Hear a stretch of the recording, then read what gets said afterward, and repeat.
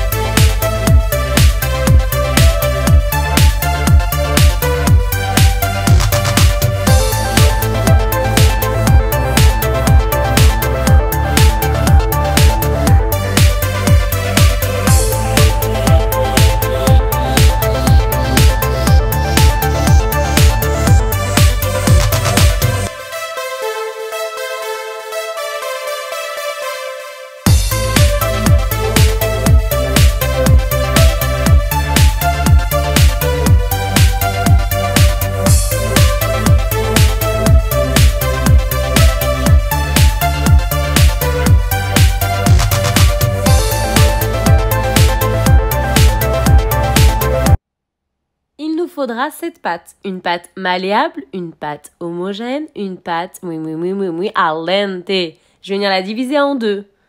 Ces 2, je vais les diviser en 6 pour faire 2 étages.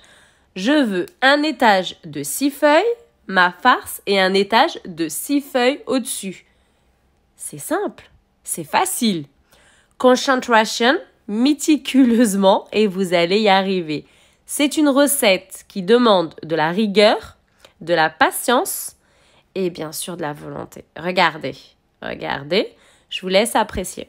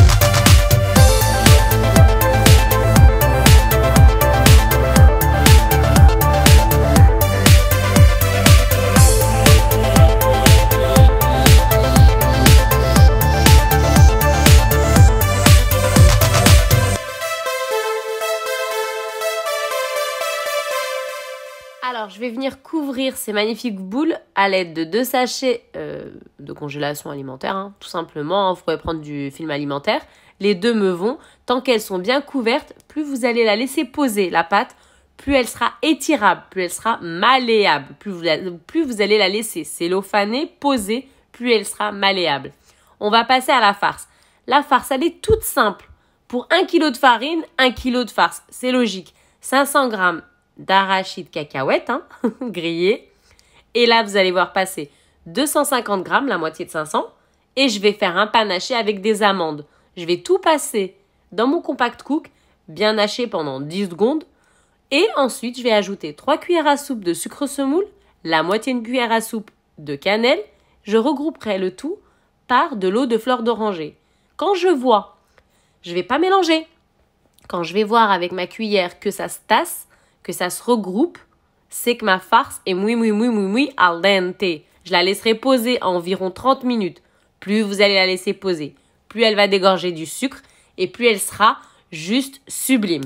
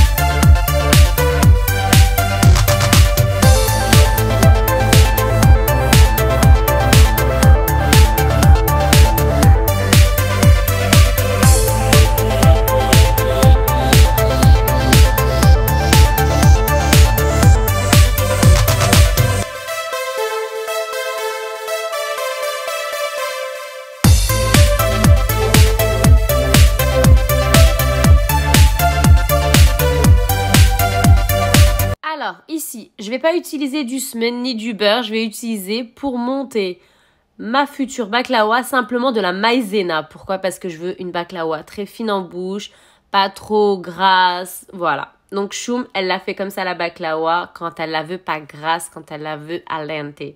Voilà, la recette est facile, la recette est simple. Il faut juste se concentrer et de la patience. Simplement, la maïzena va me servir à étaler ma pâte. Plus vous allez la laisser poser, plus elle va s'étirer toute seule. Elle va être sans se craquer, hein, bien sûr. Hein. C'est une pâte magique. Maïzena, maïzena, maïzena, c'est votre ustensile de travail, votre outil pour bosser. Ici, les 6 boules, bien sûr, on va les superposer. On va tout étaler. Ça sera ma première couche. Ma première couche, 6 couches. Elle sera feuilletée. Ma baklawa, elle va être moui feuilletée. Elle va être magnifique.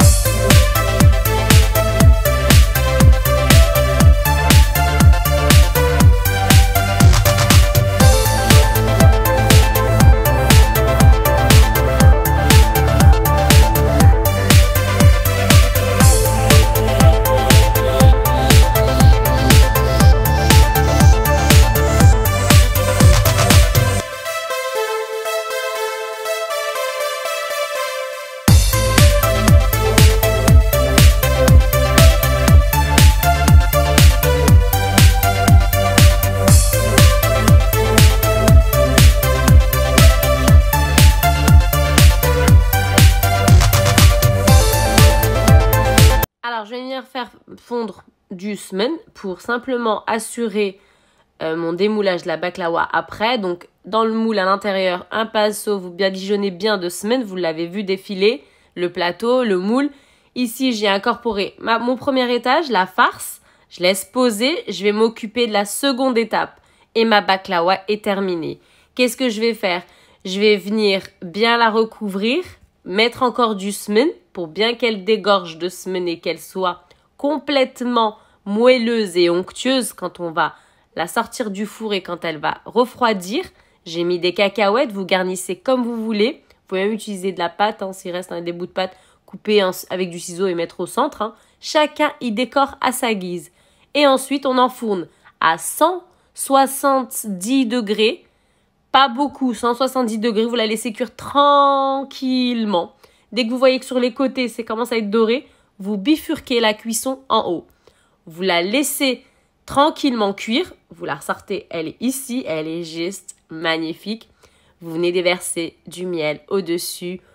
Comme vous souhaitez, c'est votre baklawa. Je vous laisse le libre choix. Et vous la remettez au four. Four éteint. Vous la laissez passer toute une nuit.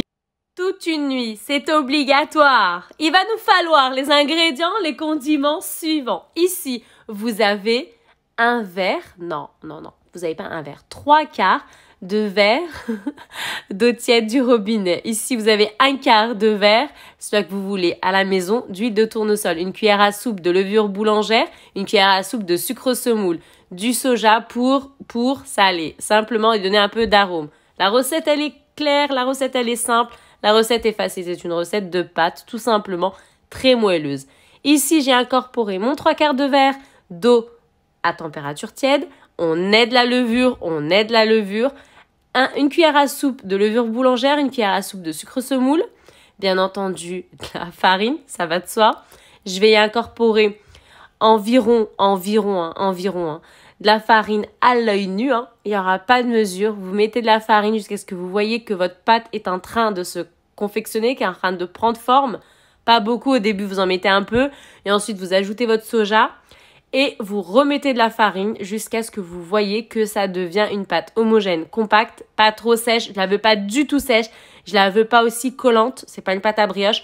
Je la veux comme elle doit être, c'est-à-dire vous allez regarder la vidéo et vous allez observer très attentivement une pâte à saler, une pâte à déguster avec finesse. Je veux quelque chose de fin en bouche. Je vous laisse apprécier.